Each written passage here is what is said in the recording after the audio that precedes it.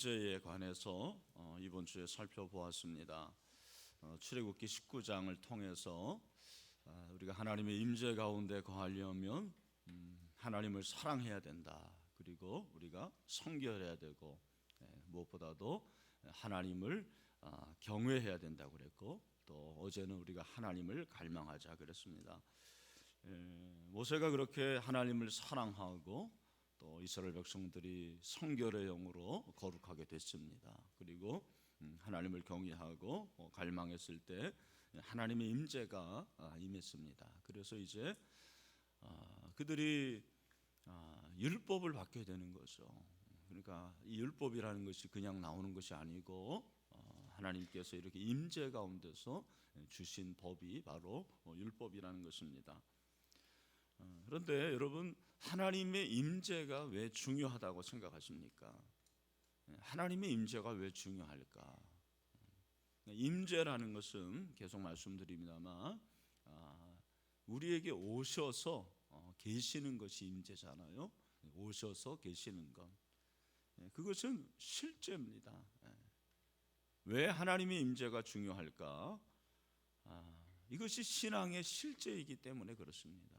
제가 목회하면서 느끼는 것 중 하나는 성도들의 신앙이 굉장히 이론적이에요.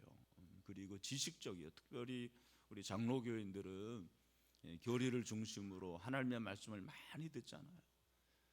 여러분, 하나님의 말씀을 얼마나 많이 듣습니까? 교회에서도 말씀을 듣고, 그것도 모자라 가지고 또 기독교 방송을 각종 매체를 통해서 듣고, 또 유명하다고 하는 목사님들의 말씀을 또 듣고 여러분, 말씀을 듣는 것이 참 중요하죠. 그런데 여러분, 너무 많이 듣지 마세요. 뭐 그렇게 많이 들으시려고 그럽니까? 여러분이 직접 하나님의 음성을 듣는 게 중요한 거지. 그래서 제가 유명하지 않은 목사니까 저러나 보다 그럴지 모르지만 하나님의 말씀이 중요한 거지. 이 사람 저 사람 들어가지고 여러분의 어떠한 가슴만 어떻게 보면 뻥 뚫리게 하는 걸지도 몰라요. 그래서 내가 하나님의 말씀을 통해 가지고 직접 하나님의 임재를 체험하고 실제적으로 하나님을 만나는 것이 중요하지 않습니까? 근데 우리가 너무 많이 들으니까 그냥 머리로는 얼마나 큰지 몰라요. 머리로는 그냥 그야말로 그냥 머리가 가분수들이에요. 가분수들. 그러나 가슴은 얼마나 좁은지. 그렇게 말씀을 들으면서도 누가 섭섭하게 하면 섭섭하다고 하고, 조그만 것 때문에 그것 때문에 풀지 못하고 미워하고, 한 교회를 섬기면서도 얼굴도 한번 안 보고. 여러분, 이게 정상적입니까? 이게 정상적이지 않잖아요. 왜 하나님의 임재가 중요하냐면 이것이 실제이기 때문에 그래요. 리얼리티예요. 리얼리티. 어떻게 보면 요즘에 말하는 리얼 텔레비전 프로그램이 나오던데, 그런 거가 마찬가지로 저는 생각을 합니다. 많은 성도들이 그냥 내가 구원받았다는 사실에 안도감을 갖게 되는 거죠. 그리고 교회에 소속되고 좋은 교회를 다니면 내가 신앙생활을 잘하는 것으로 착각합니다. 그리고 그렇게 좋은 말씀을 들으면 내가 막 은혜 받으니까 그것이 내 수준이라고 생각하는 거예요. 여러분, 절대로 그렇지 않습니다. 하나님의 말씀이 너무 많다고 저는 생각을 해요. 솔직히 말해서 정말 홍수에 먹을 물이 없다고 그렇게 말씀이 많은데도 내가 직접 그 물을 마시지를 않는 거죠. 그래서 하나님의 말씀을 묵상하는 것이 중요하고, 내가 하나님의 말씀을 직접 읽고 그 말씀대로 살아가는 것이 중요한 것입니다. 우리가 하나님의 임재를 체험하는 데 있어서 중요한 것 중에 하나가 뭐냐면, 그래서 내가 직접 하나님을 더 묵상하면서 하나님께 가까이 나아가는 것, 그것이 중요합니다. 모세가 시내산에 내려와서 율법을 전달하지만 이스라엘 백성들은 금송아지를 만들어 놓고 금송아지를 섬깁니다. 이것이 바로 그리스도인의 모습이라고 생각을 해요. 하나님의 말씀을 들으면서도 여전히 세상을 숭배하고 세상의 정욕을 가지고 살고, 하나님의 말씀을 내가 들으면서도 머리는 커지는데 직접 하나님의 말씀을 내가 접하지 못하게 되는 거예요. 그러니까 말씀이 실제가 되지 않죠. 말씀이 실제가 되지 않으니까 실천력이 떨어지는 거죠. 머리는 이따밖에 크고 가슴은 주먹만 하고 손과 발은 더 작아요. 그래서 기형아가 되는 거예요. 오늘 한국교회 성도들 중에서 기형 인간이 너무 많다고 저는 생각을 합니다. 하나님 말씀을 실천할 능력도 없고 그런 힘도 없는 것입니다. 이스라엘 백성들의 그런 모습들이에요. 그래서 모세가 어떻게 합니까? 그 돌비로 그냥 금송아지를 깨버립니다. 그리고 불에 태워가지고 그걸 마시게 하잖아요.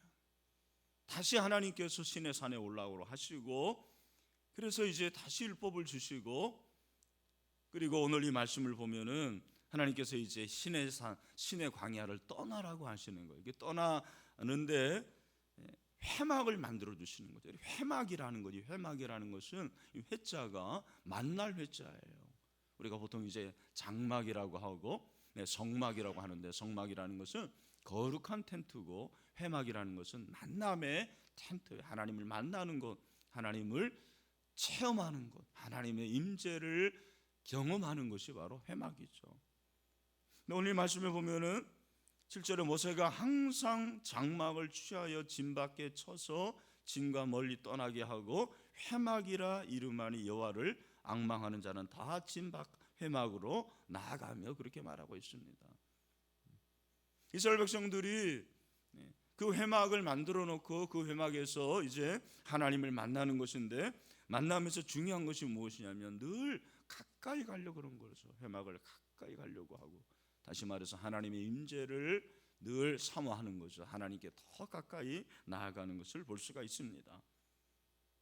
특별히 여러분, 오늘 이 본문에 모세는 어떤 사람이었습니까? 9절에 보니까 모세가 회막에 들어갈 때 구름 기둥이 내려 회막문에 서며, 이 구름이라는 것은 하나님의 임재의 상징이라고 계속해서 말씀을 드리죠. 네, 하나님께서 그렇게 하나님의 임재 가운데 있었을 때 여호와께서 모세와 말씀했다고 그랬습니다. 여호와께서 모세와 말씀하시니 10절 모든 백성이 회막문에 구름 기둥이 서 있는 것을 보고 다 일어나 각기 장막문에 서서 예배했다고 그랬습니다. 그러니까 구름이 이제 그 회막이 그렇게 크지 않습니다. 근데 거기에 이제 구름이 가득하고, 그리고 구름 기둥이 서 있었어요. 하나님께서 늘 구름 기둥, 불 기둥으로 이스라엘 백성들을 인도하셨는데 회막에 구름 기둥이 있었고, 거기서 예배했는데 11절에 보니까 사람이 자기의 친구와 이야기함 같이 여호와께서는 모세와 대면하여 말씀을 하셨다, 그렇게 말씀하고 있습니다. 야, 이것이 참 얼마나 아름다운 모습입니까? 얼마나 부러운 걸. 모세는 하나님과 친구처럼 얘기했다고 그랬어요. 너무 하나님과 가까운 사이, 친밀한 사이였어요. 그래서 하나님과 이야기하는 것처럼, 마치 그것이 친구와 이야기하는 것처럼 그런 모습이라고 성경은 묘사를 하고 있습니다. 얼마나 부럽습니까? 참 얼마나 존경스럽습니까? 모세처럼 이렇게 하나님과 가까이 가고 그 하나님의 임재를 삶 속에서 체험하면 얼마나 좋을까. 여러분, 모세 이전에 구약 성경에서 하나님을 가장 깊이 만난 사람이 누굴까? 제가 생각해 보니까 에녹인 것 같아요. 에녹. 여러분이 아시는 대로 아담과 하와가 범죄하는데, 범죄한 후에 그 유대교 전설에 이제 이런 전설이 있다고 그래요. 제가 얼마 전에 어떤 책을 읽어보니까 에덴 동산으로부터 쫓겨난 아담은 우울증으로 시달렸다고 그러대요. 우울증이 그때부터 있었던 모양이에요. 우울증의 역사가 깊습니다. 그래서 자기가 처음 사람인데 범죄를 하고 범죄한 것으로 인해서 에덴 동산에서 쫓겨나갔다는 이것이 심리적으로 굉장히 큰 중압감이 되지 않았겠습니까? 그래서 아담과 하와는 자신들의 수치스러운 과거를 생각하며 서로 거의 알아볼 수 없을 정도로 캄캄한 동굴 속에 들어가서 머물렀다. 성경에 나오는 건 아니고 전설이 그렇다라는 거예요. 그렇게 동굴 속에서 서로의 얼굴도 보지 못하는 그런 상태에 있었다라는 거예요. 그래서 그의 광채를 잃었고 더 이상 하나님의 임재를 체험할 수 없었다라는 그런 비참한 상태로 있었다라는 거죠. 이게 뭐 진짜인지 가짜인지는 모르지만 유대교의 그 전설에 의하면 그렇다라는 거예요. 근데 여러분 성경을 보면 그렇게 아담이 130세에 이제 또 셋을 낳고, 그죠? 그리고 셋 이후에 계보가 계속 나오는데 아담의 족보 가운데서 우리가 주목해야 될 것이 뭡니까? 아담의 7대 손, 그죠? 7대 손이 나오는데 누구예요? 그 사람이 바로 에녹이라는 거예요. 에녹이 아담의 7대 손으로 그렇게 나옵니다. 근데 여러분 성경 이건 제가 계산한 게 아니고 성경학자들이 계산을 해보면 에녹이 태어났을 때 아담의 나이가 한 622살, 한 600살 좀 넘었다는 거예요. 그 당시에는 거의 900살까지 살았으니까 몇 대 손을 본 거예요. 요즘은 그저 뭐 손자 정도 보지 않습니까? 좀 많이 보는 분들은 증손까지 보게 되는데 아담은 7대 손까지 본 거예요. 근데 여러분 우리가 이제 이렇게 상상을 해보면 그 당시에는 성경이 없었으니까 어떻게 하나님의 얘기가 전달이 됐겠습니까? 그죠? 구전이죠. 구전을 통해서 야, 내가 이랬다. 그죠? 가인과 아벨이라는 아들이 있었는데 뭐 이렇게 하면서 구전으로 계속 내려오면서 하나님에 관한 말씀을 들었을 거예요. 그때 에녹이 이건 상상이에요. 그죠? 에녹이 자기 선조들의 그 얘기를 들으면서 어떤 마음이 들었겠습니까? 야, 나는 좀 하나님을 만나고 하나님을 가까이 하면 좋겠다. 내가 하나님과 동행하면서 살았으면 좋겠다. 여러분 우리가 그 자손들도 있지만 우리 자녀들 중에서 다 같이 예수를 믿어도 특별한 특심한 우리 자녀들이 있지 않습니까? 에녹이 그랬던 것 같아요. 에녹이 그렇게 자기 할아버지, 증조 할아버지 얘기를 들으면서 아, 나는 죄를 짓지 않고 살면 좋겠다. 내가 하나님의 임재 가운데 거했으면 좋겠다. 나는 하나님과 동행하고 싶다. 그래서 그가 300년을 그렇게 동행한 거죠. 그리고 하나님께서 그를 데려가셨어요. 왜 하나님이 에녹을 그렇게 데려가셨는가? 히브리서 기자는 11장 5절에서 이렇게 말하고 있어. 믿음으로 에녹은 죽음을 보지 않고 옮겨졌으니 하나님이 그를 옮기심으로 다시 보이지 아니하였느니라. 그는 옮겨지기 전에 하나님을 기쁘시게 하는 자라 하는 증거를 받았느니라. 아멘. 여러분도 정말 하나님을 기쁘시게 하고 하나님과 동행하고 하나님과 가까이 하면 죽음을 보지 않고 하늘나라에 갈 수도 있어요. 아멘. 나는 좀 더 세상에 살아야 되겠다 그런 사람들은 모르겠는데 에녹이 그런 사람이었어요. 에녹이 그렇게 하나님을 가까이 하고 하나님과 동행하니까 하나님께서 그를 하늘로 옮겨주신 거죠. 모세 이후에 하나님을 가까이 하고 하나님과 동행한 사람 다윗이라고 생각해요. 여러분 다윗은 여기 이제 젊은 사람들이 있는데 10대 때부터 하나님과 동행했죠. 10대 때부터 하나님을 가까이 했어요. 우리가 아는 대로 사울 왕의 미움을 받아가지고 쫓김을 당했고 그 광야에 혼자 살았어요. 여러분 혼자 있다라는 것이 굉장한 외로움입니다. 아무도 없는데 근데 그 가운데서 그가 했던 일이 뭐냐면 하나님의 얼굴을 구했다고 그랬어요. 그리고 하나님을 가까이 했다고 그랬어요. 시편 27편 8절 보니까 너희는 내 얼굴을 찾으라 하실 때에 내가 마음으로 주께 말하되 여호와여 내가 주의 얼굴을 찾으리이다 하였나이다. 시편 73편 28절에 보니까 하나님께 가까이 함이 내게 복이라. 내가 주야를 나의 피난처로 삼아 주의 모든 행적을 전파하리다. 그렇게 고백을 하고 있어요. 여러분, 여기 이제 혼자 되신 분들이 있거든요. 남편이 먼저 떠나서 사별을 하신 분, 또 아내가 먼저 떠나서 사별하신 분, 그런 분들이 참 얼마나 외로울까라는 생각을 해봅니다.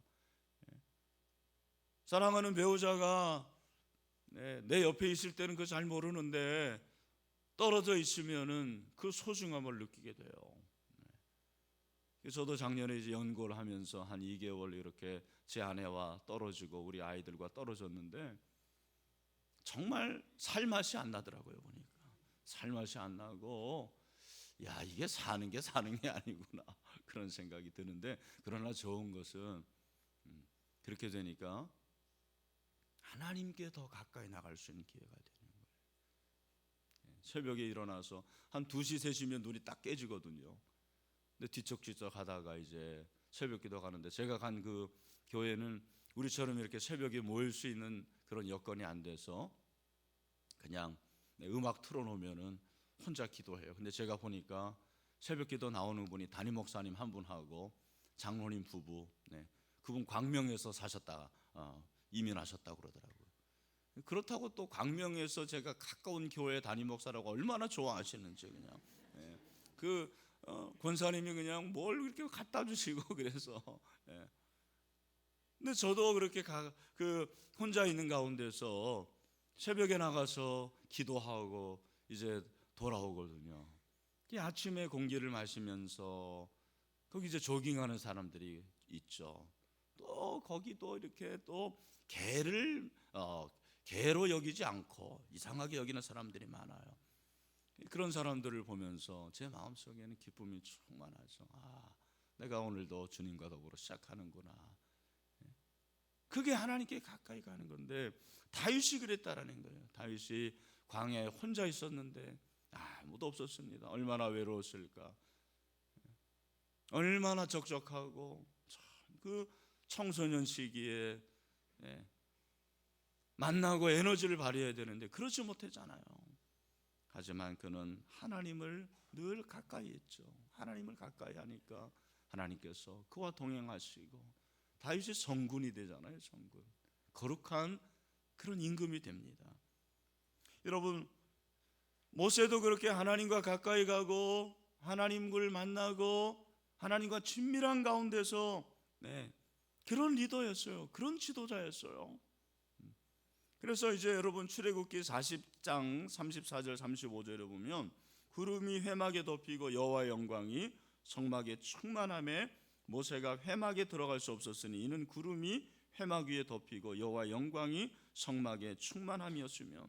그래서 이제 그 성막이 완전히 완성이 되는 거죠. 완성이 되었을 때 하나님의 임재가 임하는데, 그 하나님의 임재가 너무 강력해 가지고 하나님의 사람인 모세도 감당할 수 없을 정도로 강력했어요.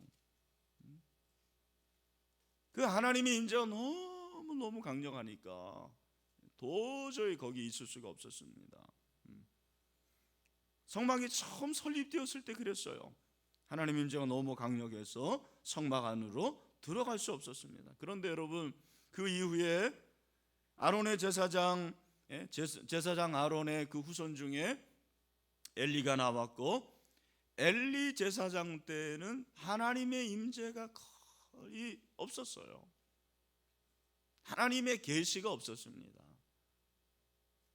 우리가 아는 대로 사무엘상 3장 1절에 보면 아이 사무엘이 엘리 앞에서 여호와를 섬길 때는 여호와의 말씀이 희귀하여 이상이 흔히 보이지 않았더라. 왜 하나님의 말씀이 희귀했을까요? 하나님의 임재가 없으니까 계시가 없는 거예요. 계시가 없으면 하나님의 임재도 없습니다. 하나님의 임재가 그렇게 사라지게 되는 거고, 하나님의 말씀, 하나님의 계시도 사라지게 됩니다.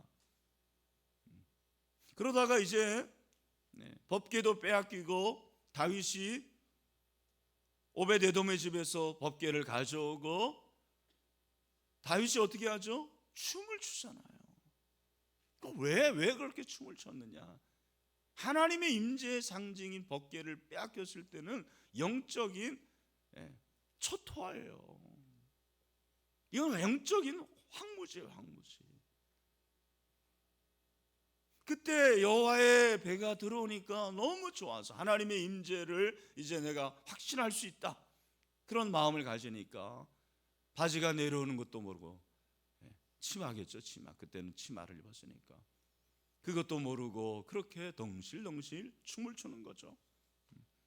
그리고 그는 하나님의 임재를 더 확실하게 좀 체험하기 위해서 성전을 세우고 싶어 했어요.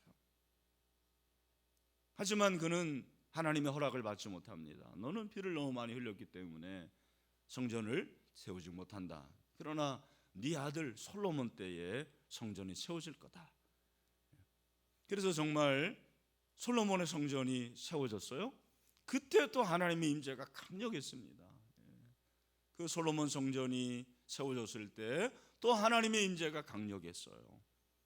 근데 그 이후에 또 유다와 이스라엘 백성들이 하나님을 떠나게 되고, 그리고 역대 왕들이 다 하나님을 순종하지 않았어요. 그랬을 때 또 하나님의 임재가 사라지게 됐습니다. 그랬을 때 하나님께서 바벨론을 통해서, 아수르를 통해서 유다와 이스라엘을 멸망하게 합니다. 여러분, 그리고 바로 예수님께서 이 세상에 오신 거예요. 예수님이 이 세상에 오셨을 때 물론 우리가 구원사적으로는 우리의 죄를 다 구원하시고 다 용서하시고 우리의 구원을 이루신 것이 중요한 것입니다. 그런데 여러분, 예수님께서는 두 번째 아담이 되셔서 하나님의 그 영광을 다시 한번 회복하게 하신 거죠. 그리고 이제는 눈에 보이는 성전이 아니고 보이지 않는 성전, 그 성전에 들어가서 우리가 하나님을 섬기게 되었습니다. 신약의 성전이 세워진 거죠. 그래서 예수님께서 그렇게 신약의 성전이 되셔서 이제 우리가 예수님을 통해서 하나님을 만나게 되는 거죠. 예수님을 통해서 하나님의 임재를 날마다 체험할 수 있게 되었어요. 그것이 새롭고 산 길이라고 말씀을 하십니다. 예수님이 죽으심으로 우리가 그렇게 된 거예요. 그래서 예수님은 내가 성전이라고 그랬어요. 내가 성전이다. 예수님이 성전이기 때문에 우리가 예수를 통해서 이제는 하나님의 임재 가운데 날마다 들어갈 수 있게 된 거죠. 늘 우리가 하나님의 임재를 체험할 수 있게 된 거예요. 그리고 예수님이 십자가에 죽으시고 3일 만에 부활하시고 그가 40일 동안 이 땅에 계십니다. 그리고 승천하시면서 성령을 약속을 하셨어요. 그리고 약속대로 오순절에 성령이 임하게 되었습니다. 사도행전 2장 2절부터 4절을 보면 우리가 잘 알고 있는 말씀이 나오죠. 우리 읽겠습니다. 시작. 호련히 하늘로부터 급하고 강한 바람 같은 소리가 있어 그들이 앉은 온 집에 가득하며 마치 불의 혀처럼 갈라지는 것들이 그들에게 보여 각 사람 위에 하나씩 임하여 있더니 그들이 다 성령의 충만함을 받고 성령이 말하게 하심을 따라 다른 언어들로 말하기를 시작하니라. 아멘. 그래서 이제 우리는 하나님과 가까이 하기 위해서 어떤 격식을 차려서 어떤 옷을 입고 지성소에 들어가는 그런 게 필요 없게 되었어요. 여러분, 우리는 예수님의 십자가로 말미암아 때를 따라 돕는 은혜를 얻기 위하여 은혜의 보좌 앞에 담대히 나아갈 수 있게 되었습니다. 이것이 하나님이 주시는 복이에요. 하나님과 가까이 하기 위해서 이제는 성막에 들어갈 필요가 없는 거예요. 우리 집 안방에서도 우리가 성막에 들어갈 수 있게 되었어요. 무슨 양을 가지고 소를 가지고 죽여서 피를 흘림으로 태움으로 성막에 들어가는 게 아니에요. 예수님의 십자가로 말미암아 예수님이 우리 마음에 거하게 되었습니다. 그래서 우리가 진실한 마음으로 하나님께 가까이 하기만 하면 하나님은 우리를 만나 주십니다. 우리가 그렇게 하나님을 가까이 하기만 하면 하나님의 임재 가운데 거할 수 있게 되었습니다. 여러분, 하나님을 가까이 할 때 가까이 하면 할수록 하나님의 임재를 체험할 수가 있게 됩니다. 가까이 하는 게 중요한 거예요. 하나님을 가까이 하면 하나님을 닮게 되는 거죠.